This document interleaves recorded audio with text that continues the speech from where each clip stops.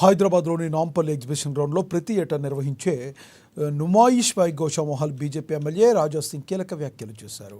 నగరం మధ్యలో ఈ ఎగ్జిబిషన్ నిర్వహించడం వల్ల దీనికి వచ్చే వేలాది మంది ప్రజలతో భారీగా ట్రాఫిక్ జామ్ ఏర్పడుతుందని తెలిపారు.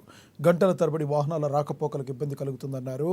నుమాయిష్కు వచ్చే వారి నుంచి పార్కింగ్ పేరుతో అడ్డగోలుగా దోచుకుంటున్నారని రాజా సింగ్ అన్నారు.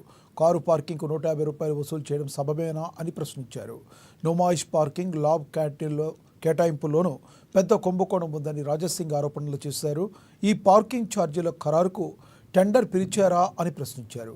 ఛార్జీలపై జిల్లా కలెక్టర్ తమను సంప్రదించలేదని స్పష్టం చేశారు. జనవరి నుంచి ఎగ్జిబిషన్ ప్రారంభమైంది.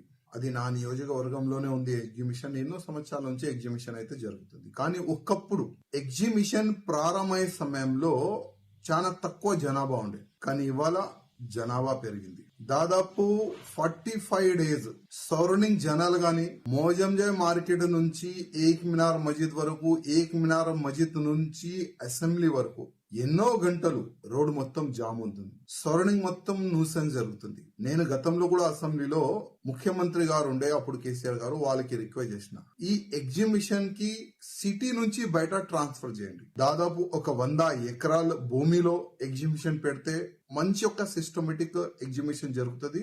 ఇంకా గ్రాండ్ గా ఎగ్జిబిషన్ కార్యక్రమం కూడా అక్కడ పెట్టుకోవచ్చు అని నేను అసెంబ్లీలో కూడా అప్పుడు రేజ్ చేసిన. కానీ వినలే. ఎందుకంటే ఈ ఎగ్జిబిషన్ నుంచి కొంతమంది మినిస్టర్లకి ఎక్కువ ప్రాఫిట్ వస్తుంది. ఎందుకంటే లోపల చాలా వరకు తప్పులు జరుగుతాయి. చాలా వరకు ఈ షాపు అలాట్మెంట్ లో కూడా ఈ వేరే వేరే విధంగా స్కామ్ కూడా జరుగుతుంది. దానివల్ల ఎక్కువ ప్రాఫిట్ ఉంది కదా. ఏ గవర్నమెంట్ ఉంటే, ఏ మినిస్టర్ ఉంటే వాళ్ళకి లాభం సపరేట్ గా వెళ్ళిపోతుంది. అది ఒక సబ్జెక్ట్. ఇప్పుడు ఏంటంటే ఎగ్జిబిషన్ లో ఒక వ్యక్తికి ₹50 ఎంట్రీ ఫీజు, కానీ బయట ఒక చిన్న బైక్ పెట్టాలంటే ₹60. అదే విధంగా ఒక కార్ పెట్టాలంటే ₹150. నేను పోలీస్ అధికారులతో తెలుసుకున్నా ఇప్పుడే అసలు ఏంది ఇది, ఒక గవర్నమెంట్ కాలేజ్ లో ఇట్లాంటి పార్కింగ్ చేస్తున్నారు, అసలు ఏం సంగతి అని అడుగున్నా. ఎందుకంటే చాలా వరకు జనాలు ఇంత డబ్బులు వసూలు చేస్తున్నారు, ఇంత రాడిజం చేస్తున్నారు అని చాలా వరకు జనాలు వీడియోలు పెట్టినారు. బైక్ ఫ్రీ పార్కింగ్ చేసే బాధ్యత మనది ఉంటది. మేము కూడా అడ్వైజ్ ఇచ్చేది. కానీ మంటలు వచ్చిన ఎగ్జిబిషన్ లో ఎంత ఇబ్బంది ఉండేది, కానీ ఇమీడియట్ గా కంట్రోల్ అయింది. అది లేకపోతే చాలా వరకు ప్రాణ నష్టం జరిగేది.